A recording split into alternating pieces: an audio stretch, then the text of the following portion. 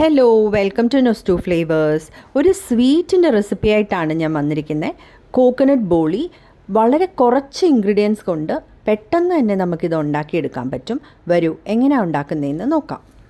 ഒരു ബോളിലോട്ട് 1.5 കപ്പ് മൈദ ഇട്ട് കൊടുക്കാം. കുറച്ച് മഞ്ഞൾപ്പൊടിയും ഉപ്പും ഇട്ട് ഒന്ന് മിക്സ് ചെയ്ത് എടുക്കാം. ഇതിലോട്ട് കുറച്ചായിട്ട് വെള്ളം ചേർത്ത് കുഴച്ചെടുക്കാം.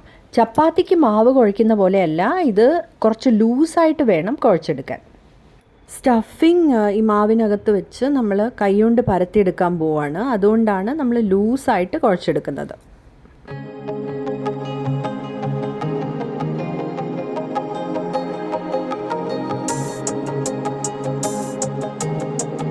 മുക്കാൽ ടേബിൾ സ്പൂൺ നെയ്യും കൂടി ചേർത്ത് നല്ല സോഫ്റ്റായിട്ട് ഇത് കുഴച്ചെടുക്കാം. കയ്യിലിങ്ങനെ ഒട്ടുന്ന പോലെ തോന്നും, കുഴപ്പമില്ല. ഒരു 5 മിനിറ്റ് നമുക്കിതുപോലെ നല്ലപോലെ കുഴച്ചെടുക്കുമ്പോഴത്തേക്കും ആ ഒട്ടുന്ന രീതി അങ്ങ് മാറും. ഞാൻ 1 കപ്പ് മൈദയും കൂടി ഇതുപോലെ തന്നെ കുഴച്ചെടുത്ത് ചേർക്കുവാണ്. കൂടുതൽ ബോളിക്ക് വേണ്ടിയാണേ. ആദ്യം കുഴച്ച മാവും ഇതും കൂടി ചേർത്ത് വീണ്ടും ഒന്ന് നല്ലപോലെ ഒന്ന് മിക്സ് ചെയ്തെടുക്കാം. മൊത്തത്തിൽ 2.5 കപ്പ് മൈദ മാവാണ് ഞാൻ യൂസ് ചെയ്തിരിക്കുന്നത്. നല്ലപോലെ കുഴച്ചെടുത്തതിന് ശേഷം അടച്ചു വെച്ച് 1 മണിക്കൂർ നമുക്കിത് മാറ്റി വയ്ക്കാം. ഒരു പാനിലോട്ട് 2.5 കപ്പ് തിരിങ്ങിയ തേങ്ങ ഇട്ട് കൊടുക്കുകയാണ്. 2.5 കപ്പ് മൈദ മാവിന് 2.5 കപ്പ് തേങ്ങയാണേ അളവ്. പാൻ അടുപ്പത്ത് വെച്ച് 2 ഏലക്കയും കൂടി അതിലോട്ട് ചേർത്ത് 5 മിനിറ്റ് നമുക്കിത് വറുത്തെടുക്കാം. ഇങ്ങനെ വറുത്തെടുത്ത് ചേർക്കുമ്പോൾ ബോളി 3-4 ദിവസം വരെ ഫ്രിഡ്ജിൽ വെക്കാതെ തന്നെ കേടുകൂടാതെ സൂക്ഷിക്കാം. 5 മിനിറ്റ് വറുത്തെടുത്ത് നമുക്കിത് ആറാനായിട്ട് മാറ്റി വയ്ക്കാം. 2 കപ്പ് ശർക്കര എടുത്തിട്ടുണ്ട്. ഇത് പൊടിയും അഴുക്കും ഒന്നും ഇല്ലാത്ത ശർക്കരയാണ്. ഇത് ഇങ്ങനെ തന്നെ നമുക്ക് സ്റ്റഫിങ് ഉണ്ടാക്കാനായിട്ട് എടുക്കാം. മിക്സിയിലോട്ട് ശർക്കര ഇട്ട് കൊടുക്കാം. വറുത്ത് വെച്ചിരിക്കുന്ന തേങ്ങയും കൂടി ഇതിലോട്ട് ചേർത്ത് മിക്സ് ചെയ്ത് പൾസ് മോഡിലിട്ട് ജസ്റ്റ് ഒന്ന് കറക്കിയെടുക്കാം. സ്റ്റഫിങ് കുറച്ച് ലൂസായി പോയിട്ടുണ്ട്, കുഴപ്പമില്ല, ഇത് നമുക്ക് ശരിയാക്കിയെടുക്കാം.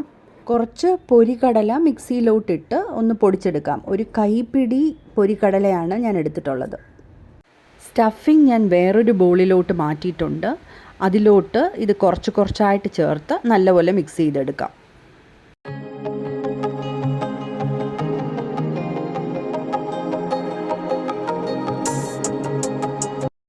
ഇതുപോലെ ഉരുണ്ടകളാക്കി പിടിക്കാൻ പറ്റുന്ന രീതിയിലായി കിട്ടിയിട്ടുണ്ട്.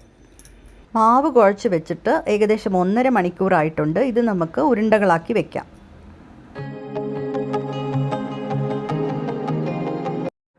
മാവും സ്റ്റഫിങ്ങും റെഡി ആയിട്ടുണ്ട്. ഇനി ഇത് പരത്തിയെടുക്കാനായിട്ട് ചപ്പാത്തിക്കല്ലിൻ്റെ മുകളിലോട്ട് ബട്ടർ പേപ്പർ വെച്ച് കൊടുക്കുകയാണ്. ബട്ടർ പേപ്പറിലോട്ട് കുറച്ച് നെയ്യ് ഒഴിച്ച് ബ്രഷ് കൊണ്ട് നമുക്കിതുപോലെ തേച്ച് കൊടുക്കാം. ഉരുണ്ടകളാക്കി വെച്ചിരിക്കുന്ന മാവ് ഓരോന്നായിട്ട് എടുത്ത് ബട്ടർ പേപ്പറിൻ്റെ മുകളിലോട്ട് വെച്ച് ഇതുപോലെ ചെറുതായിട്ട് കൈകൊണ്ട് പരത്തിയെടുക്കാം. തേങ്ങയും ശർക്കരയും കൊണ്ടുള്ള സ്റ്റഫിങ് ഇതിലോട്ട് വെച്ച് ഇതുപോലെ കൈകൊണ്ട് മാവ് മൊത്തം സ്റ്റഫിങ്ങിനെ കവർ ചെയ്യുന്ന പോലെ ആക്കിയെടുക്കാം.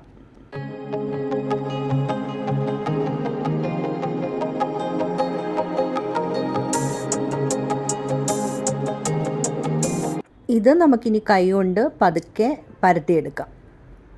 പരത്തിയെടുക്കുമ്പോൾ ഈവനായിട്ട് പരത്തിയെടുക്കാൻ നോക്കുക. അതുപോലെ തന്നെ സ്റ്റഫിങ് പുറത്ത് വരാതെ ശ്രദ്ധിക്കുക.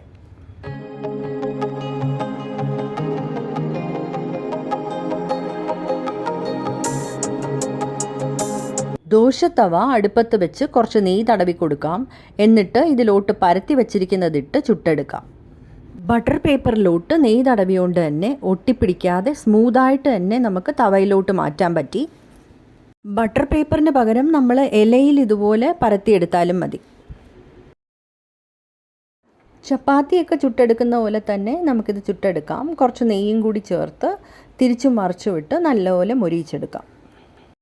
പൂരി പോലെ ഇങ്ങനെ പൊങ്ങി വരുന്നത് നിങ്ങൾക്ക് കാണാം.